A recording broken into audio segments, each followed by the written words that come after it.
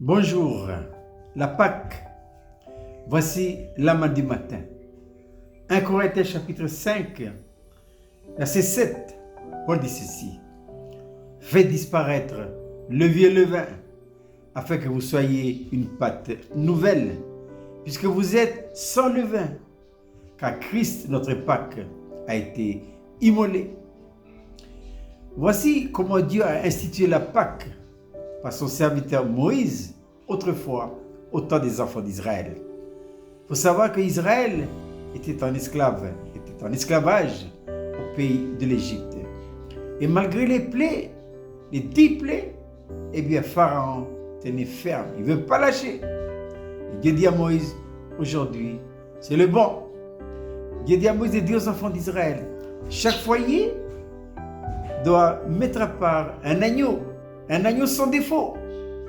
Et ensuite, le 14e jour, et ça va durer 7 jours, l'animal doit être immolé chaque soir, entre les 2 soirs.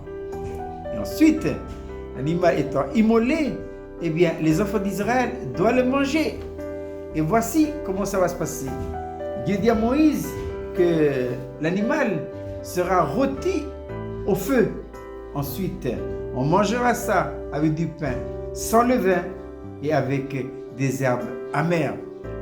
Et Dieu dit à Moïse, et la dernière nuit, la nuit fatale, je passerai et j'exterminerai tous les premiers-nés des enfants des Égyptiens, depuis les animaux jusqu'à l'aîné de Pharaon. Pâques. C'est ainsi que Moïse a institué la Pâque sur l'ordre de l'Éternel. Mais que signifie Pâques? Pâques signifie passer outre, dans le sens d'être épargné. Mais retirons pour nous maintenant, puisque Paul dit Christ est notre Pâque. Voilà. Donc, Israël doit prendre le repas pascal, d'abord, rôti au feu, mais pas bouilli. Cela nous parle de quoi? Cela nous parle du sacrifice du Seigneur Jésus-Christ, imagé par l'Holocauste.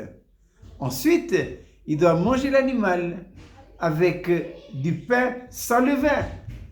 Le pain sans levain nous parle de quoi? Nous parle d'une vie pure. La seule personne qui a accompli notre rédemption à la croix de Golgotha, c'est qui? C'est le Seigneur Jésus-Christ.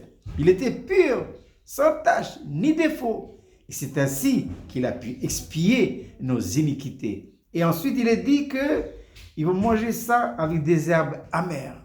De quoi nous parlent les herbes amères? Les herbes amères nous parlent de la croix. C'est quoi la croix? La croix, c'est un principe de vie qui donne à Dieu tous les droits absolus et la possibilité de vivre sa vie en nous. Et pendant la nuit fatale, Dieu a frappé tous les premiers-nés des Égyptiens jusqu'aux animaux.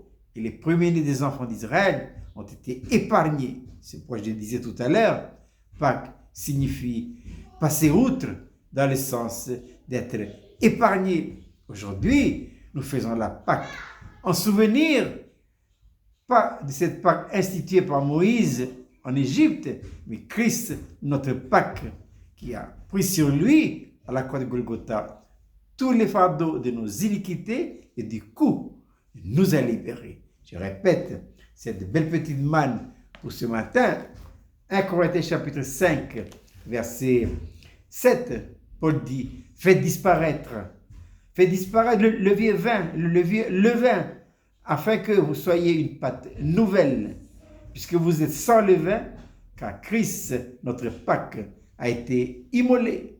Je vous souhaite de passer une agréable journée.